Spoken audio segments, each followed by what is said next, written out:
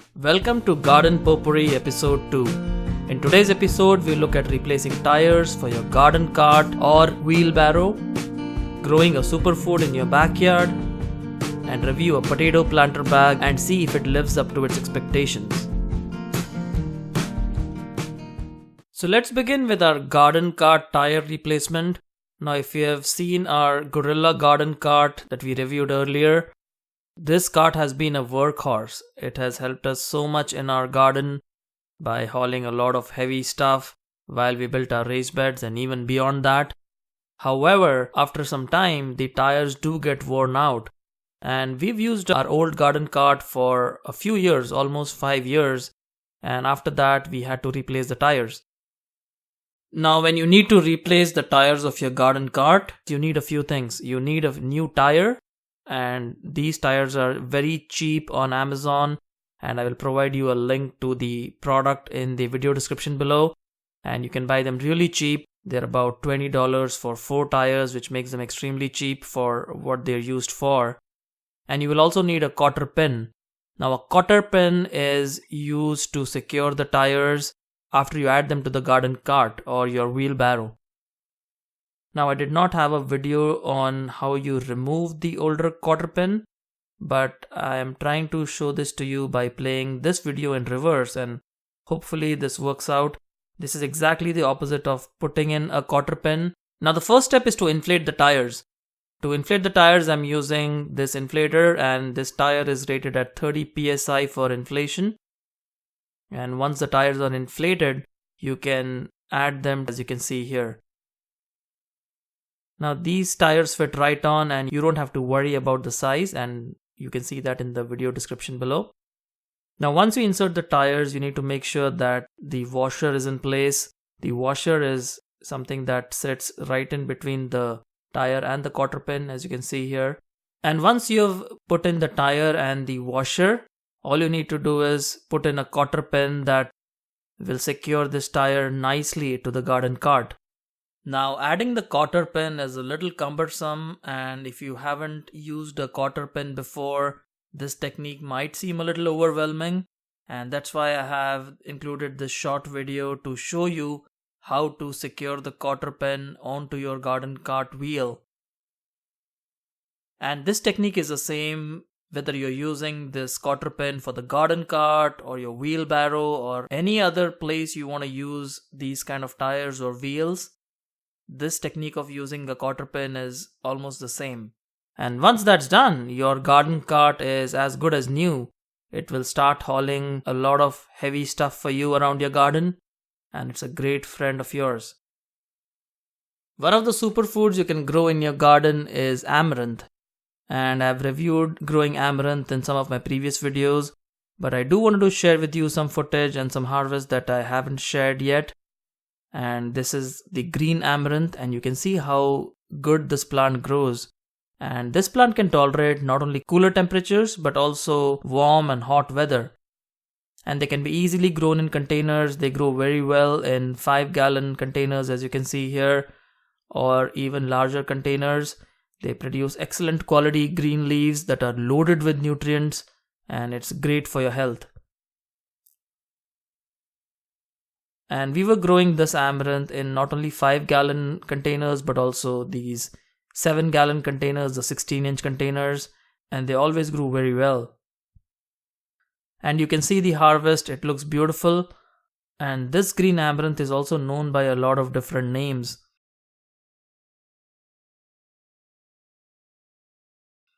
Now amaranth greens also come in other colors, as you can see here, and each variety has unique nutrients that make amaranth a very interesting vegetable to grow in your garden.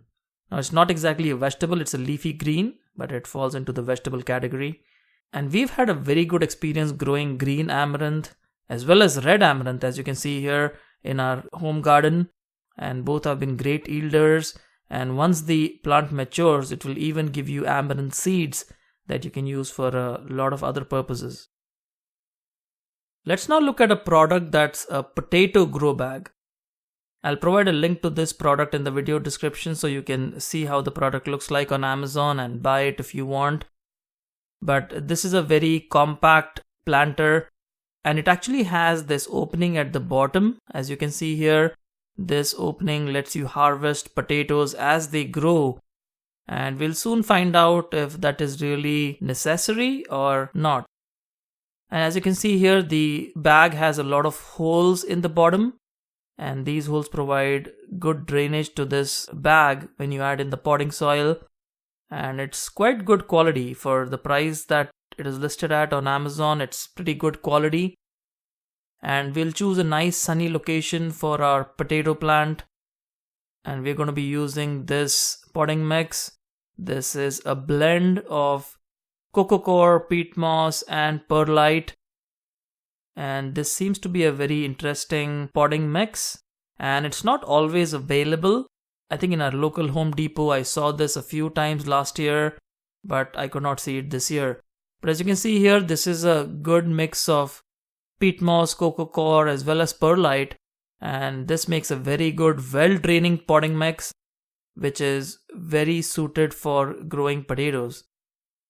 So we're going to be using the hilling method of growing potatoes here, where we add in some potting mix till this level as you see here. And we're going to be planting our seed potatoes on top of that. So I usually fill about 1/3 of the container when I'm using the hilling method, depending on the container size. And we're going to be planting some red potatoes in this container. So we have these seed potatoes, and the ideal time to plant potatoes is around January for Southern California. And that is because they will have a few cooler months before the hot temperatures set in. And potatoes don't really like very hot temperatures. They usually like the cooler spring-like weather a lot. And all we are doing is we are planting the seed potatoes in this potato planter bag. And after that, we are going to cover the surface of the seed potatoes so that they are not exposed to the air. And we're going to be gently watering it so that the plants get a chance to send out shoots.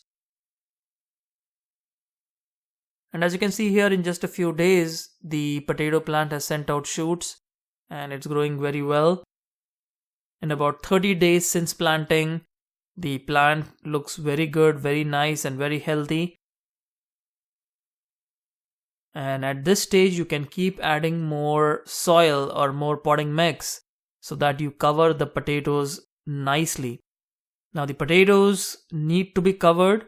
If you don't cover the potatoes, what will happen is that they will turn green once they are produced and they are not edible. So just make sure that none of the potatoes are actually exposed to the air and that you're covering them very well. And this is the method where you plant a potato and then keep adding soil as the plant grows, which is unlike the trench method that we discussed in our monthly gardening series. Both methods work well, but for a grow bag, a potato planter like this, the best way to grow these potatoes is to plant them deep and then keep backfilling it with soil as the plant grows. Now, as far as fertilizers go, you can add compost to your potting mix, which is a good fertilizer for potatoes, or you can add a liquid fertilizer and then apply it on your plant, on the leaves, and then down towards the base of the plant. We used compost tea, into which we added seaweed and fish emulsion, and that proved to be a very good mix for adding nutrients to the soil for these potatoes. And at about 80 days since planting, you can see that the plant is now quite mature. And if your potato plant has flowers, that's perfectly fine. It's just an indicator that the plant is growing well. And I've added a small cage or a support system for this potato plant so that it doesn't fall down. And this is the place where you're supposed to harvest the potatoes from, the bottom of the bag. And while I felt around the bag, I did not actually feel any potatoes, and I did not want to open up the side so that the soil falls out. I preferred to wait till the potatoes were formed. And you can see that the plant is still growing and still producing some nice greens. And at about 115 days since planting, you can see that the foliage has started to dry out and fall down. And this is quite common with potatoes. They will grow into these big plants and then the foliage will start becoming brown and start falling off the plant, and soon you will see that most of the foliage is gone, and that's when you can start your harvest. And I still did not want to open the side of the grow bag just because I did not want the soil to come out of the bottom. And at about 127 days since planting, you can see that all the foliage has died. And at this stage, you can stop watering your potato plant and let the potatoes grow inside the bag for a few more days or a few more weeks even. And they might get a little larger. And we're going to be harvesting our potatoes at this stage. And let's now open the side of the bag and see whether there are any potatoes here. And as you can see, there are not a lot of potatoes around the side of the bag, so I did have to dig in a little bit. And here you can see the potatoes, the red potatoes that are forming inside. Now there are a lot of methods to grow potatoes, and all I'm trying to see is which is the easiest method. If you have an easier method of growing potatoes, do put that in the comments box below. I would love to hear from you. And this method turned out to be actually very easy. And all it really requires is a grow bag and some good potting mix. So I will provide a link to this in the video description so that you can buy this product if you want to. And as you can see here, the potatoes look beautiful. Very nice quality red potatoes that we harvested from this potato grow bag. Now this is one way we could have harvested our potatoes as the plant was growing, is to open up this side and then keep harvesting the potatoes as they grew. And this was the intent of having that little window, that little flap in the grow bag. And it actually works pretty well now that we can see the plant is still intact and we are still harvesting potatoes. And then at the end of the season, all you do is harvest all your potatoes, and this is the next step that we are seeing. And once we remove all the soil from the bag, we just have to look for potatoes inside the soil or the potting mix.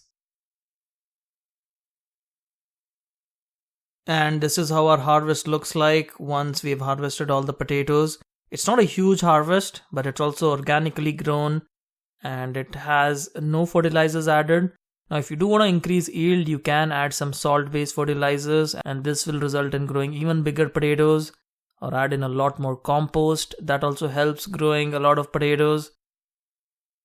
But homegrown potatoes are very delicious, very healthy, and it's something that I absolutely recommend that you try growing in your home garden. And it's really satisfying to grow potatoes. I end up growing potatoes almost every year, and I love doing this. I love growing potatoes, and after washing the potatoes, you can see that they look beautiful. They're ready to be eaten. They're crisp and they're fresh. So there we have it, folks. That was our second episode of the Garden Potpourri series. Let us know in the comments box below whether you like this series and what else would you like to see in this series. We'll see you again soon. Happy gardening.